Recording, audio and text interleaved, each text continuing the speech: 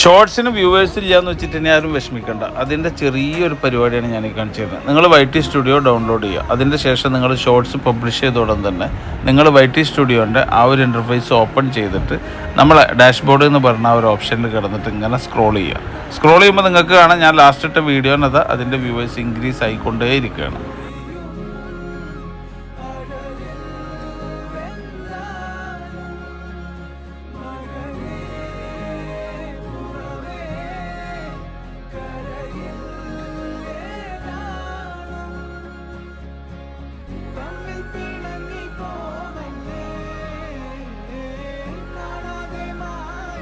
ഇങ്ങനെ ചെയ്തിട്ട് നിങ്ങൾക്ക് പോസിറ്റീവായിട്ടുള്ള എന്തെങ്കിലും റിസൾട്ട് എന്നുണ്ടെങ്കിൽ എന്നെ അറിയിക്കാൻ മറക്കരുത്. അതുകൂടാതെ നിങ്ങളോട് പറയാനുള്ളത് വീഡിയോ പബ്ലിഷ് ചെയ്ത ഒരു 10-15 മിനിറ്റിനുള്ളിൽ നിങ്ങളിങ്ങനെ സ്ക്രോൾ ചെയ്യാൻ മറക്കരുത്.